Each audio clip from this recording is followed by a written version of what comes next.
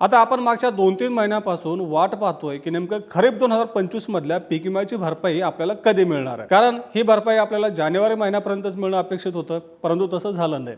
त्यामागचं प्रमुख कारण असं होतं, एकतर यंदा पीक कापणी प्रयोगावर आधारित भरपाई मिळणार आहे, ते काही तांत्रिक उत्पादन होतं, ते काही मिळायला उशीर झाला होता। काही ठिकाणी पीक कापणी प्रयोग देखील बाकी होते, त्याचा देखील अडथळा पीक विमा भरपाई निश्चित करण्यामध्ये आला होता। सगळ्यात मोठा जो अडथळा होता तो होता पीक विमा भरपाई देण्याच्या नियमामध्ये केलेला बदल। आता पोर्टलवर ज्या काही त्रुटी येत होत्या त्या त्रुटी वेळोवेळी त्याच्यावर मात केली जात होती, त्यावर तोडगा काढला जात होता आणि पीक विमा भरपाई निश्चित करण्याचं काम सुरू होतं। राज्यात खरीप हंगामात जवळपास 12,000 पीक कापणी प्रयोग झाले होते।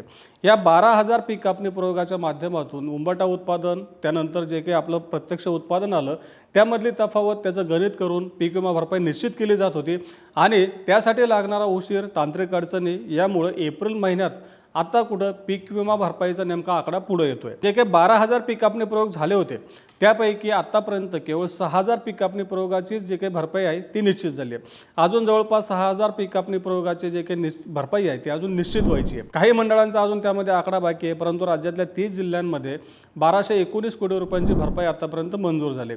त्यापैकी 813 कोटी रुपये एकट्या नांदेड जिल्ह्यामध्ये मंजूर झालेले आहेत। मग नेमका प्रत्येक जिल्ह्यामध्ये किती भरपाई मंजूर झाली ते देखील बघूयात। आता आपण सुरुवात करूयात मराठवाड्यापासून, कारण मराठवाड्यातल्या नांदेड जिल्ह्यात सर्वाधिक भरपाई मंजूर झालेली आहे। आता 1219 कोटींपैकी आपल्या मराठवाड्यामध्ये 978 कोटी रुपये मंजूर झालेत।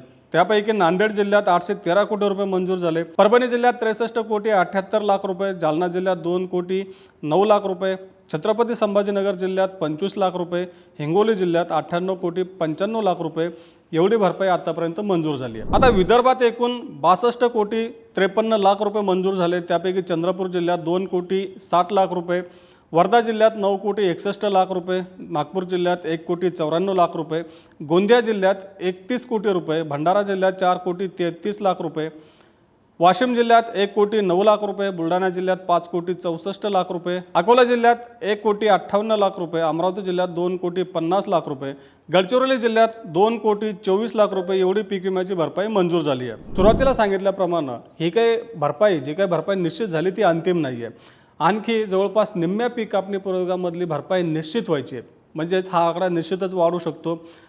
एकूण भरपाई आतापर्यंत जी काही सांगितली 1219 कोटी रुपये, तर ही निम्मी भरपाई आहे।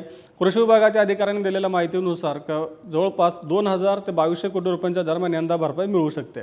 म्हणजेच जे काही तुम्हाला मी आता आकडे सांगणार आहे ते आकडे कदाचित निम्म्याच भरपाईचे असू शकतात, यापेक्षा भरपाई आपली आणखीन वाढेल आणि त्यावेळी हा आकडा बदललेला आपल्याला दिसून येईल। आता या पुढच्या टप्प्यामध्ये पीक विमा भरपाईचे नेमके आकडे कसे वाढतात, कोणत्या जिल्ह्यांमध्ये किती भरपाई वाढीव मिळते याची माहिती आपण वेळोवेळी घेतच राहू। त्यासाठी आपल्या ॲग्रोनच्या चॅनलला नक्की सबस्क्राईब करा आणि हा व्हिडिओ जास्तीत जास्त शेतकऱ्यांपर्यंत पोहोचवण्यासाठी लाईक आणि शेअर करायला विसरू नका।